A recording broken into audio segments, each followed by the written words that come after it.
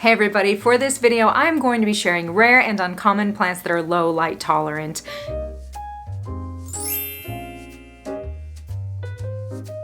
There are so many beautiful plants out there, but a lot of the more rare and uncommon ones are quite expensive. If you live somewhere that doesn't get a lot of natural light, it can be kind of daunting to invest the money to get one of these more rare or uncommon plants with the worry, hey, do I have enough light to keep these plants alive? So that's what I'm going to be sharing with you today are some of the more uncommon plants that can maybe handle lower light conditions. But let me put a huge disclaimer with this video. No plant is going to thrive if it doesn't get any light. And I know that is common sense, but it had to be said for this video. But don't worry, if you really don't get much light, there are tons of options for grow lights. A lot of them have natural looking light nowadays. They can be put in a regular lamp and you wouldn't even know it's a grow light, and it's a great substitution for that natural light that you might be lacking. That's what I have going on in this room. This is, as you can see, my plant room where I absolutely love collecting and putting all of my favorite types of plants. Now, I don't get much light here. This is a west facing window. This is where I get most of my light over here. And it only gets a little bit of light in the afternoons for about 20 minutes. And it only gets direct light in a little bit of my room, like back here. And a lot of that's blocked by my roof. So when we moved here and I knew this was going to be my plant room, I wasn't sure what to do. And I'm so happy I didn't fret, because a lot of these plants actually are doing great. And the ones that needed a little extra light, I put up some grow lights and they're doing awesome. So I'm going to share with you some of the ones that I've noticed are doing fine with lower light conditions. And in addition to sharing the ones that I've experienced that are doing okay with, lower light conditions, I reached out to you guys. I reached out to some planty friends. I reached out to you on Instagram, and you guys, of course, sent in tons of great options. So I'm going to be sharing those as well. And for those of you that don't know me, welcome. My name is Ashley, and this channel is for crazy plant people. So the best way to not miss a video, I do post about twice a week, is for it to show up in your newsfeed. And for that to happen, you'll need to subscribe. So go ahead and hit that subscribe button so you never miss a video.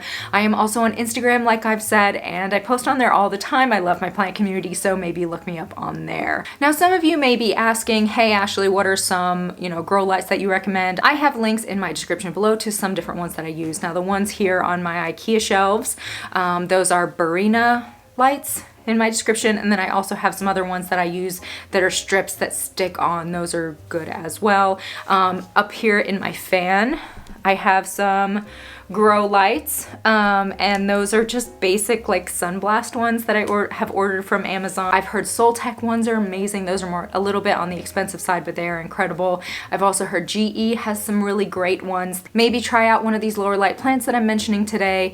Give it a shot, see how they do, and then if you see that maybe you want a little bit extra growth, maybe then invest in a grow light. Now let's talk about humidity really quick as well for some of these lower light rare and uncommon plants. As you can see, I have a humidifier going. I keep it about 65-70% humidity in here. It doesn't have to be that much for most of these plants. However, if you're wanting some nice big leaves, humidity is super important. Most of the ones that I'm mentioning today, they're tropical plants, and they really love that humidity. I will mention which ones enjoy humidity. You can find some on Amazon for like $25, and it will be worth your investment to get a humidifier during the drier months. First plants up are Philodendrons. Now, that was off the bat one of the first ones I was going to mention, and a lot of you guys responded with Philodendrons, so I wasn't surprised, kind of already knowing my experience with them. First one is this one, which is a Billy or Billy Tie. It is a fantastic philodendron. Now, it doesn't get any light from this window. It's tucked under a table, which I do have like a little baby grow light strip, and it does well with that. And some of you even responded and said, hey, Philodendron Billy is a great one for lower light conditions. Now, these plants are awesome. They have the beautiful orange stems. The leaves can get really huge. Like, I'm hopeful that these leaves will continue to get bigger and bigger. What I would recommend doing if there's a plant you're interested in that's maybe not included in what I'm mentioning today is to look up their natural conditions in their habitats. Most plants aren't going to be getting blasted with light all the time, right? They're, usually on the ground floor or climbing up a tree, so they're going to be getting like dappled, indirect, filtered light. So that would explain why a lot of these specific plants are going to do okay with lower light conditions. But a lot of these plants are going to appreciate some nice humidity like they would be getting 24/7 in their natural habitat. This is another philodendron that does great without a lot of light blasting on it. This is a Philodendron pedatum.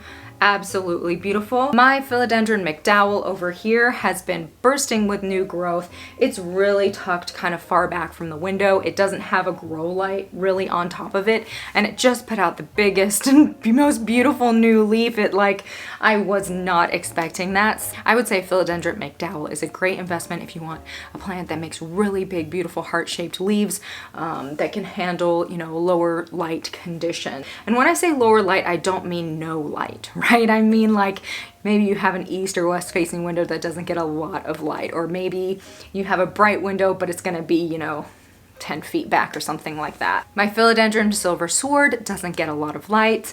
Really, really happy plant. The leaves on this one absolutely take my breath away. I mean, look at the color of those leaves, and they just have this like bluish silver tint to it, and it's usually putting out new growth for me.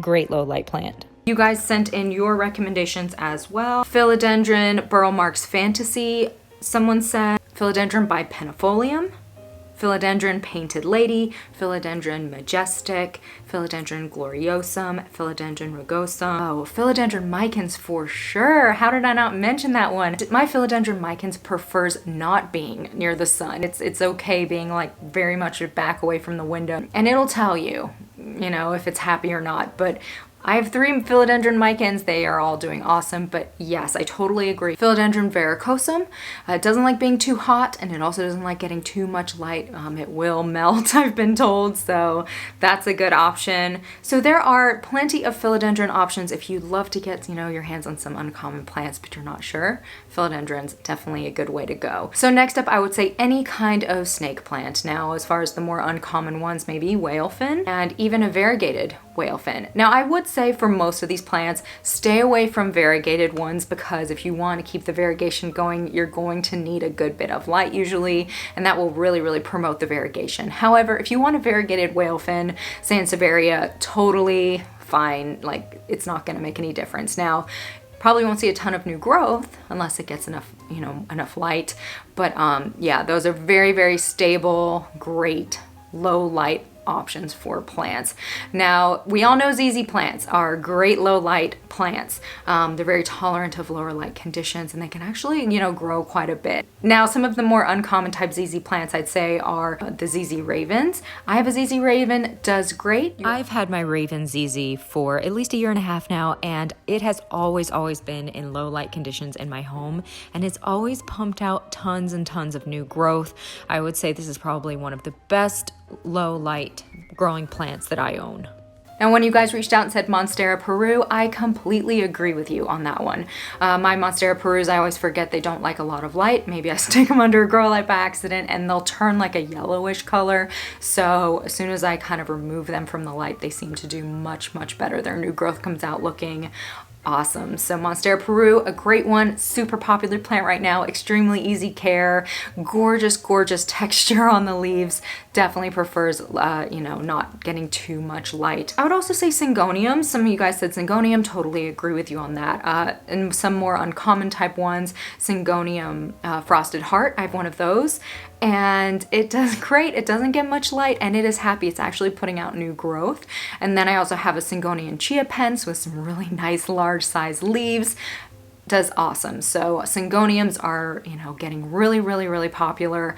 Also, I'd say even with the variegated Syngoniums, that those don't need a ton of light to put out new growth. I've heard across the board that those are fast growers. So incredibly beautiful as well. I also got feedback that the Anthuriums do great without a ton of light blasting on them. And actually, I have to say my Crystal Hope, it started turning like a yellow color, the leaves did. And I did some research and it was from getting too much light. So Anthuriums again are one of those that lives on the forest floor, doesn't get a lot of sun blasting on it all the time, so they're gonna do well, mimicking their natural environment, which is shaded, dappled light. Anthuriums are one of those where you want to blast them with humidity as much as possible. I'd say they probably would take humidity any day over a lot of light. They would definitely prefer it to be shaded.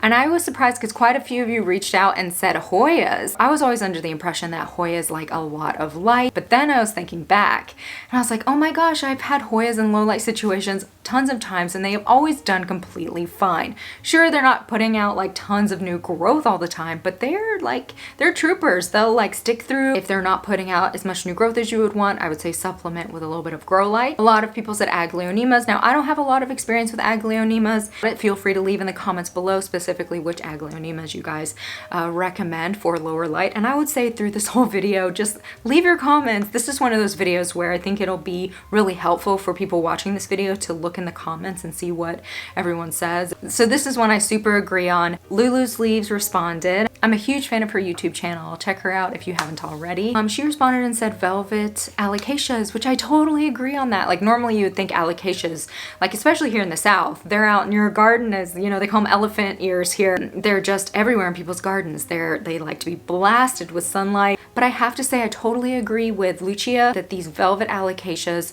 like the black velvet, the alocasia frydek as well, they do not want a lot of light. They're totally okay, you know, being away from the window. Because I had my alocasia black velvet by a window and it just got like cooked. Both the frydek and the black velvet are so incredibly beautiful. I mean, just the velvetiness of the leaves, the frydek with its bright green, and then the black velvet with the almost black foliage, and then the lime green stems and the purple backsides. I mean, just such a beautiful plant. And then the fact that they're low light tolerant just makes them even that much more tempting.